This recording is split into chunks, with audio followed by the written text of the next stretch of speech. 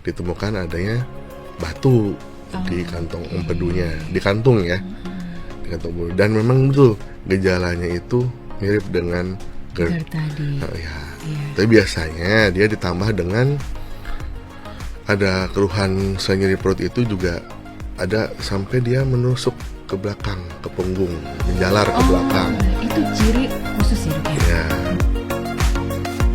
Halo Sobat PK, kembali lagi bertemu dengan saya Joanita dalam program Sapa Dokter.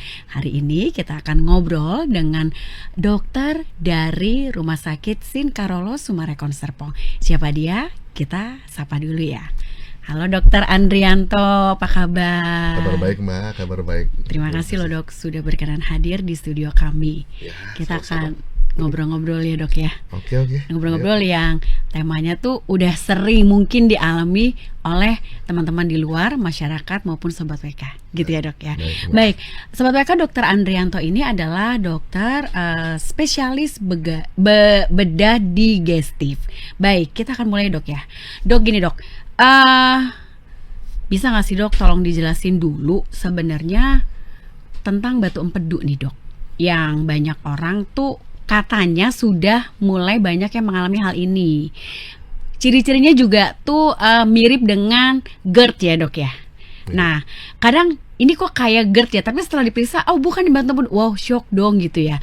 Nah sebenarnya batu empedu itu tuh kayak apa sih dok? Kenapa kok bisa mirip dengan GERD ciri-cirinya? Silakan Jadi dok. gini, pengertian dulu ya, batu empedu itu ya kan adalah suatu endapan yang keras yang membatu ya dari si cairan empedu. Gitu, cairan empedu itu mengendap keras, cairan empedu. Tempatnya itu kalau orang awam berada di saluran empedu atau di kantong empedu, Mbak. Baik. Ya, karena sering yang gejala awal itu banyaknya adalah di kantong empedu. Dan memang betul gejalanya mirip dengan yang GERD gitu ya. Jadi ada semacam nyeri perut yang di sini ya, di atas atau di kanan atas kembung, sebah gitu ya dok ya. Betul. Ada mual juga, mungkin bisa disertai dengan muntah. Ya. Gitu.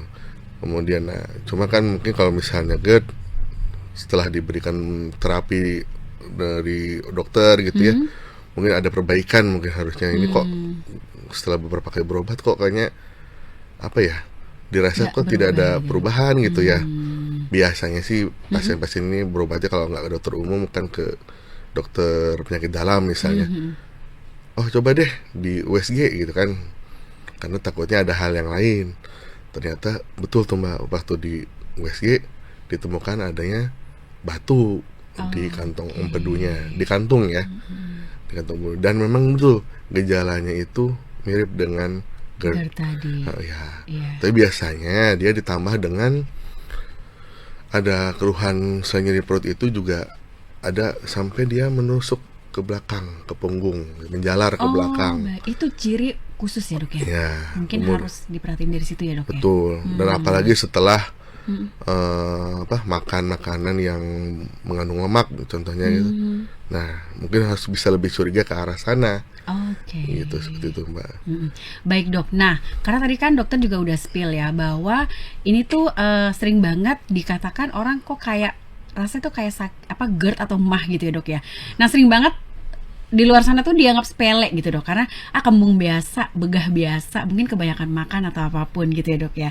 Tapi ternyata menimbulkan persoalan besar, yaitu batu empedu gitu ya dok. Nah menurut dokter nih, siapa sih dok orang-orang yang dalam kategori apa yang paling rentan untuk terkena batu empedu ini? Nah itu ada tuh jembatan mnemoniknya ya. Jadi kayak yang kasus yang paling sering mengalaminya gitu ya. Jadi yang dikenal tuh kalau di dunia medis itu ada 4F tuh. Apa aja dok? Female. Wow. Fat. Female-nya jelas banget ke saya female. Oke dok. Tapi fat juga bisa mengalami saya. Hati-hati. 40. Oh baik. Oke, umur 40-an. Sama satu lagi adalah fertile. Jadi yang subur juga bisa. Gitu. Kok bisa semuanya? Ya memang dari statistik memang banyak kasusnya pada pasien-pasien yang dengan ini 4F ini gitu. Oh, jadi Bukan berarti yang laki-laki juga tidak ada ya, ada bisa Mbak. bisa semuanya, Betul. cuman harus lebih berhati itu yang 4F tadi ya, Betul. female, fat, 40 Dan dan fertile fertile tadi ya. ya. Oke, ini harus hati-hati ya sobat WK ya. Kalau tadi masuk dalam kategori 4 ini, wah udah harus waspada. Waspada deh gitu ya, jangan Waspada ya, dok ya. Betul. Nah, cuman tadi dokter kan juga udah spill ya bahwa cirinya itu adalah kembung, sebak, kayak GERD, bahkan ada kayak tadi nusuk ya dok ya. Ya. Nah, sebenarnya ciri lagi yang selain dua itu yang mungkin kita juga harus selain 4F ini benar-benar harus waspada. Kayaknya mungkin kemungkinan besar mengarah ke batu empedu itu apalagi dok? Apalagi kalau dengan gejala seperti itu udah mulai disertai dengan demam. Oh, bisa sampai demam juga? Bisa Oh, baik. kalau sudah sampai menginfeksi ya, sampai inflamasi. Infeksi itu bisa sampai demam, atau mungkin bisa sampai badan menjadi kuning misalnya Mbak. Oh, Keluar itu kemudian baik. badan jadi menjadi kuning. Mhm. Biasanya dimulai dari mata gitu, matanya kok agak keruh atau kuning. Bahkan yang terparah mungkin bisa menjalar sampai ke seluruh badan kuning. Oh, baik. Berarti kalau sudah itu mungkin kasusnya sudah batunya itu bukan hanya di kantong empedu saja, tapi sudah ada juga di saluran empedunya gitu. Jadi prinsipnya memang ini adalah kelancaran dari si kelancaran dari si cairan empedu ini bisa sampai ke usus gitu Mbak. Ih, bahaya banget ya dok ya. Ya kalau misalnya udah sampai kuning berarti tersumbat lah istilahnya. Itu levelnya udah yang paling bahaya ya, atau warning ya? Masih sih, ada dok lagi ya? lebih parah lagi ya udah sebenarnya, tapi itu iya, kita iya. udah harus aware lah pokoknya. Itu harus cepat berobat itu. Baik. Jadi harus hati-hati juga selain tadi ya kembung, sebah, terus kemudian sakit ya dokter, terus ternyata mungkin udah mulai demam ya dok. Iya. Kan kalau mulai demam kan pasti orang juga untuk activity juga udah malas dan agak sulit ya dok ya. Betul. Gitu, dan yang rentan tadi adalah 4F tadi menurut dokter kan. Nah sekarang gini dok, kalau misalnya itu bukan diremehkan ya dok, tapi kayak nanti aja deh, cuma kembung aja gitu ya, itu seberapa bahayanya sih dok kalau misalnya ditunda-tunda untuk segera pergi ke dokternya gitu dokter? Lumayan bahaya Mbak, Iya. karena bisa sampai mengancam nyawa kalau menurut saya. Oh baik. Terutama kalau yang sudah kuning ya. Kalau yang sudah kuning, sudah infeksi, nyeri gitu ya, yang tadinya mungkin kita masih bisa melakukan intervensi dengan tindakan yang lebih aman gitu, akhirnya harus melakukan sampai tindakan yang lebih besar gitu, operasi yang lebih besar. Dan semakin cepat kita melakukan tindakan, diharapkan outcome lebih baik dibandingkan kalau misalnya yang sudah lanjut tahapannya yang penyakitnya ya, seperti itu ya.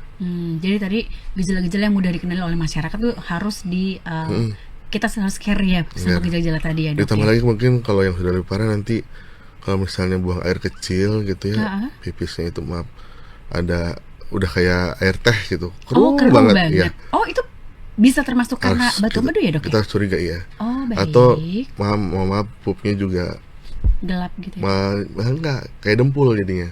Hah? Iya kah? Kayak dempul, jadi aholis, jadi apa, putih gitu ya. Oh. Ya kayak dempul lah gitu. gitu. Jadi kita harus curiga juga gitu. oke. Karena semua itu berhubungan tadi tuh, gangguan dari penyaluran dari cairan empedu ke usus itu Mbak. Baik. Dok, ada nih pertanyaan nih dok nih. Kadang katanya tuh suka tanpa gejala. Jadi nggak terasa.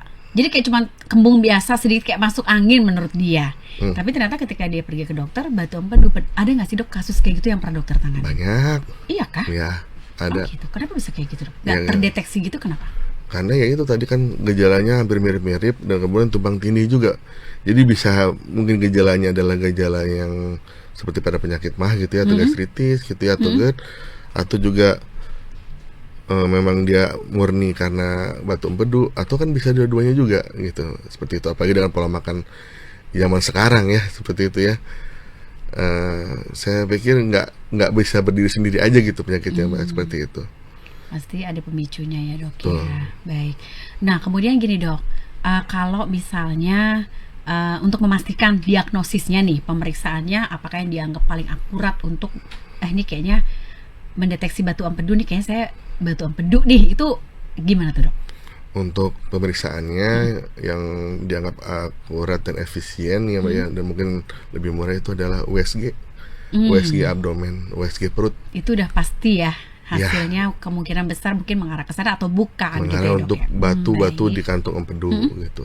Tapi kalau untuk di saluran empedunya mungkin butuh pemeriksaan yang lebih lanjut, yang lebih tinggi lagi. Ada bisa pakai MRI, Oh, MRCP oke. ya, atau mungkin CT scan juga bisa seperti itu. Hmm. Tapi biasanya kita mulai dari USG dulu, Mbak. Hmm. Kalau dinilai dari USG cukup untuk menegakkan diagnosis dan cukup untuk dasar jadi tindakan, maka cukup dari situ dulu. Selain pemeriksaan lab yang lain ya, seperti itu. Oke. USG jadinya. USG ya, jadi harus di USG gitu ya dok. Nanti mau untuk memastikan bahwa seseorang ini menderita batu empedu atau bukan Iya, gitu ya betul, dok ya. Baik, dokter kemungkinan gini, ini tuh untuk yang gejala mungkin ya masih gejala batu empedu atau bisa menimbulkan komplikasi penyakit lain gak sih dok? Ya komplikasi bisa. Oh ya. Karena ya itu tadi yang seperti saya bilang, kalau semakin kita diamkan, Acuh gitu ya dok acuh ya. misalnya batu nih, Hmm? si batu ini kan batu ini ada macam-macam, Mbak. Ada dia berbentuk batu kolesterol, ya, dan berbentuk kolesterol atau batu pigmen namanya, atau bisa juga batu yang dari infeksi misalnya gitu ya. Nah ini kan si batu ini kayak mengiritasi gitu kan di kantungnya misalnya. Akhirnya yang tadinya normal jadinya radang, kemudian infeksi. Nah kalau misalnya amit-amit ini, kalau misalnya sampai pecah gitu kantung empedunya gitu ya, itu kan udah Parah itu, kondisi dok, ya? Kalau itu gawat udah parah darurat, ya? itu udah Oh parah. baik. Oh Nah, jadi jangan sampai pecah ya dok? jangan, apalagi kalau sampai ada sumbatan aja. Aduh, kalau sampai ada sumbatan aja udah, gejala yang ada itu nggak hanya seperti yang saya bilang tadi gitu, Mbak. Udah bisa sampai ke penurunan kesadaran dan segala macam. Badan tuh bisa sampai kuning banget gitu. Oke. Dan kondisi pasien pun udah kurang bagus ya sama saya. Oke, baik. Kasihan. Jadi secepat mungkin deh, jangan sampai sebisa mungkin, jangan sampai Nanti gitu ya dok jangan, ya. jangan, Mbak. Baik dok, kalau dari pengalaman dokter sendiri di Rumah Sakit Sin Carolus Summarecon Serpong, ketika ada pasien yang dengan gejala tersebut, kan pemeriksaan awalnya adalah selain nanti ditanyain dulu gitu ya dok, observasi, kemudian USG. Nah selanjutnya apakah itu bisa ditangani dengan operasi aja atau mungkin ada cara lain dok? Pengalaman dokter gimana? Kalau untuk saya, jadi dari pengalaman saya itu memang besar, operasi, Mbak. Oke, Operasi aja. baik. Apalagi kalau udah bergejala klinis ya, dan itu diangkat batu dan kantung empedunya, Oh, dua-duanya. Iya. Kalau batunya hanya di kantung empedu, diangkat gitu. Jadi operasi kalau dari saya. Kalau untuk pengobatan saja, terapi gitu ya, misalnya diberi obat-obatan pada teman sejawat yang lain, misalnya pada penyakit dalam, ada obatnya, ada obat yang bisa diberikan, tapi itu hanya pada kasus yang batunya batu kolesterol, Mbak. Oh, kan Yang tadi kan ada batu kolesterol, batu pigmen, pigmen gitu ya dok gitu ya. ya. Nah, sedangkan kita kan belum tahu nih batunya batu apa sebenarnya. Kita kan batunya di posisi di dalam ya. Dalam, Jadi itu harus operasi pembedahan dulu gitu pembedahan ya dok? dulu. Enggak. Nah, sekarang ini gold standarnya untuk pembedahan pada kasus batu kantong empedu itu adalah laparoskopik. Oh, ada ya dok ya? Ada. Selain di bedah konvensional gitu ya? Ada. Oh gitu. Justru yang sangat disarankan sekarang adalah laparoskopik, Mbak. Itu lebih aman atau lebih cepat pulih atau apa kelebihannya? Keunggulannya satu, dia lebih aman ya, lebih pemulihan lebih cepat, kemudian perawatan juga lebih singkat, Oh, oke. nyerinya juga lebih Minimal gitu ya? lebih minimal, karena dia hanya membuat satu sayatan kecil, Mbak. Berapa sentimeter? Satu. Meter nggak mungkin. Wow, meter. Senti ya dok? Sat- Mili ya paling? Mili ya, 5-10, Mbak. Oke, baik. Jadi kita buat kayak Kecil ya, semacam dok, port entry di perut gitu ya. Ada yang di daerah sekitar pusar, kemudian di beberapa tempat di perut, sekitar 3 sampai 4 port gitu. Yang ukurannya antara berkisar dari 5 mili sampai 10 mili ya, atau 1 senti gitu ya. Nanti di situ masuk alat, jadi ada alat berupa satu kamera. Kamera penting nih untuk melihat situasi di dalam perutnya kondisinya. seperti apa. Tadi untuk nentuin batu itu jenis apa gitu bisa ya dok ya? Oke. Batunya ada di dalam kantung Mbak, jadi agak Oh, jadi susah ya tetap. Iya. Jadi harus tetap diambil ya, Dok ya. diambil, betul. Oke. Gitu, jadi batunya kan di dalam kantung posisinya, jadi nggak bisa Nggak bisa. nggak boleh kita kan buka dulu nggak bisa dulu. gitu. Intip dulu nggak bisa. Iya. Dan rata-rata juga yang kalau sudah ada banyak batunya itu kondisi kantong pedunya udah nggak bagus Mbak. Nggak bagusnya tuh seperti apa? Misalnya ukurannya membesar Bisa atau ukurannya keriput membesar, atau gimana gitu, Dok? ukuran membesar, atau misalnya dindingnya menebal atau bahkan mengkerut gitu. Oke. Dan juga si kantong kantong badunya ini ya bisa dianggap sebagai tempat pabrik pembentukan batunya ini gitu. Jadi kalau misalnya kita asumsi ambil batunya aja gitu ya, ya who knows, Tidak suatu saat menyelesaikan masalah gitu ya, salah berarti ya, ya? siapa tahu nanti di kemudian hari muncul lagi batunya gitu.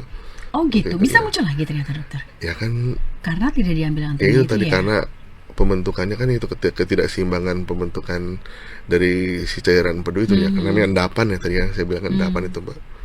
Gitu. Jadi ya caranya pasti operasinya diambil kantong empedu dan si batunya.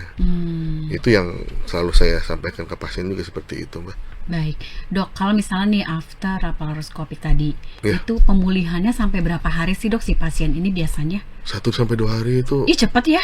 ya bukan pemulihan murni ya, maksudnya bisa rawat jalan Iya, kan. iya, iya. Kalau nggak ada nggak salah Nggak, bisa tapi kan jalan. setidaknya dia sudah bisa beraktivitas walaupun ringan gitu loh, Dokter. Iya, 1-2 hari. iya. Oke. Ya 2 hari itu bisa pulang lah gitu Mbak. Jadi Kalau perawatan di rumah sakit 2 hari lah maksimal gitu ya, Dok ya. 2 hari lah gitu ya, bisa pulang. Kemudian nanti ya aktiviti biasa aja. Oh, kalau yang konvensional, Dok, yang misalnya mesti bedah itu, Ya bisa sampai 3-4 hari oh, mungkin. lumayan ya, bedanya lumayan Ya, karena banyak kan ya, maaf Dok ya. dibuat sayatan ya Mm-mm. di perutnya, jadi agak besar dia Oke, baik. gitu. Baik yang di tengah ataupun dari samping bisa aksesnya gitu. Yang pasti itu jangan, yang intinya sih kurang bukan yang dipilih sekarang gitu, dibandingkan laparoskopi lebih superior laparoskopi Mbak untuk baik. operasi kantong empedu. Baik. Oke, Dokter. Tadi kan dokter menyarankan untuk laparoskopi itu akan lebih mudah, juga menghemat waktu. Mudah tergantung operator. Oh iya. Maksudnya lebih mudah buat dokter ya. Oh enggak. Sama aja, Dok ya. Enggak, sekarang juga teman-teman bedah sekarang semua sudah banyak yang bisa melakukan itu. Oke. Gitu. Jadi maksudnya untuk si pasien sendiri pun lebih cepat pulih gitu ya, Dok. Betul. Ya. Dan dia bisa beraktiviti lagi dengan segera gitu kan. Ya. Cuman sekarang nih, Dok, kalau misalnya nih orang yang habis operasi batu empedu dengan laparoskopi ini, apa aja sih yang harus dia lakukan afternya supaya dia tuh nggak terjadi lagi batu empedu ini gitu loh, atau mungkin nggak akan terjadi lagi? Gimana menurut Dok? Seharusnya tidak ada lagi ya batunya ya. Oh baik. Kecuali kalau misalnya memang pada pasien ini memang dia punya kondisi-kondisi lain atau penyakit lain gitu yang bisa menyebabkan pembentukan batu gitu. Misalnya contoh misalnya pada kasus pasiennya talasemia misalnya, punya penyakit kelainan darah, itu juga sama, bisa terbentuk lagi batu, tapi bukan di kantungnya karena kantungnya udah nggak ada, Oh baik. tapi lebih Di tempat lain kamu bisa, Dok? bisa di saluran itu. Oke. Oh jadi nggak harus di kantong empedu itu ya? Enggak gitu, cuma kan yang lebih umum memang terbentuknya di situ karena dia stasis, jadi dia tuh mengendapnya di situ Mbak, Baik. karena tempat penyimpanan sementaranya itu. Jadi tetap harus waspada meskipun sudah dioperasi ya, Dok ya? Tuh, Baik. Gitu. Nah, tadi dokter ini udah nyinggung ya soal pola makan. ya. Sebaiknya pola makan apa sih yang harus kita jalani supaya tidak terjadi pembentukan batu empedu ini? Karena kan sebenarnya kan gejalanya kan agak sumir ya, Dok ya, antara tadi ya GERD atau kembung biasa masuk angin gitu, Dok. Kayak gitu sih, Dok. Ya. Jadi harus dihindari terutama makanan-makanan berlemak, berlemak tinggi atau kalaupun mau makan ya kita lemak yang lebih ke arah yang lemak yang sehat ya, yang dari ikan, yang dari alpukat ya seperti itu kan bisa. Kalau yang tinggi lemak kayak gitu ya otomatis dia akan bisa mengganggu pembentukan empedu, akhirnya juga bisa terjadi risiko batu ya di situ. Kemudian juga makan tentu ya kayak tinggi serat dan makan makanan sehat yang lainnya, minum air yang banyak juga sama Mbak seperti itu. Jadi ya makanlah makanan sehat lah Mbak. Jadi supaya terhindar itu ya, Dok. Iya. Baik, Dokter, satu pertanyaan terakhir yang mengusik pikiran saya. Iya. Jadi gini, banyak yang coba-coba untuk pengobatan alternatif. Ya. Dokter gimana? Alternatif maksudnya apa nih, kayak herbal atau Iya, gimana? herbal gitu. Kalau herbal sih sejauh saya yang saya pelajari belum ada yang terbukti, Mbak. Oh, baik. Belum ada yang terbukti untuk bisa, ya katakan tanda kutip, menghancurkan batu itu Kan gitu ya. katanya begitu, Dok. Iya. Promonya ya, Dok, Iya, ya. gitu. Menghancurkan, nanti keluarnya lewat urin gitu. Iya, saya sih dari kajian saya belum dapat saya gitu ya. Oke. Ada penelitian yang secara ilmiah ya, gitu dia bisa menghancurkan. Biasanya kan mungkin dari kesaksian seperti itu. Tapi kalau itu secara ya, ilmu kedokteran sepertinya belum ada gitu. gitu, ya, Dok, Gitu. ya. Ya, kalau dari obat tadi itu yang obat yang saya bilang tadi, jadi ada obat memang, tapi itu hanya untuk pada kasus batu yang kecil. Dan itu pun juga harus dengan konsultasi dokter batu dulu kecil, dong ya, ya, gitu betul. ya. Batu yang kecil dan itu batunya batu kolesterol, dan itu pun pengobatannya lama dan tingkat kekambuhannya pun bisa muncul lagi nantinya. Ada pasien saya juga pas USG awal tuh ada batu, karena belum bisa untuk operasi, memutuskan untuk Herbal dulu, bukan herbal, minum obat dulu, Alternatif ya, Dok. obat biasa, obat ini obat biasa. medis ya. Baik. Tapi kemudian dia minum konsumsi USG yang selanjutnya udah nggak ada nih, tapi 3 bulan dia minum obat tuh Oh ya? ya. Oh, lama juga ya, Dok ya. Dan kemudian beberapa bulan kemudian setelah itu ada lagi. Aduh, benar juga ya. Jadi kayak sia-sia ya. Baik, Ya, dokter, nggak supaya ada. kita sehat semua nih, Dok. Pesan terakhir dong, Dok, untuk masyarakat kita semua dan juga sobat WK, supaya jangan sampai terlambat lah kalau misalnya itu sudah menemukan gejala batu empedu. Silakan, dokter. Ya, jaga pola makan, terutama ya makanlah makanan yang sehat, hindari makanan-makanan yang berlemak, yang berminyak, ya seperti itu, Mbak ya. Makan yang berserat dan rajin minum air, ya air putih gitu ya, Mbak ya. Kemudian juga ya apabila sudah bergejala, gejala-gejala yang mirip seperti yang tadi kita sebutkan, kalau misalnya sudah diterapi kok ternyata curiganya kok nggak ada perubahan, mungkin ada saran saya, mintalah coba untuk di USG gitu contohnya ya. Karena kan tadi pemeriksaan yang bisa diandalkan salah satunya adalah USG nih, Mbak, yang nanti kan ketika berobat ke rumah sakit juga, aduh dok, kok nggak ada perubahan, mungkin, tapi biasanya dokter dia udah kepikiran tuh, kayaknya perlu USG deh gitu, kita USG dulu gitu. Harus untuk melihat lebih jauhnya dan lebih detailnya gitu ya, Dok. Betul. Ya. Baik sobat, terima kasih loh Dokter Andrianto untuk segala penjelasannya yang sangat mudah dipahami dan sangat jelas ya. Terima kasih sekali. Dan sobat mereka, kalau misalnya belum puas nih ya, bisa dong nanti konsultasi langsung ke Dokter Andrianto di Rumah Sakit Sin Carolo Sumarekon Serpong. Setiap hari apa, Dok, prakteknya? Saya praktek setiap hari Selasa, Rabu, dan hari Jumat. Selasa, Rabu, dan Jumat pada pukul 16 sampai 19. Oke, Dokter Andrianto akan melayani teman-teman semuanya, Sobat WK, di Rumah Sakit Sin Carolo Sumarekon Serpong.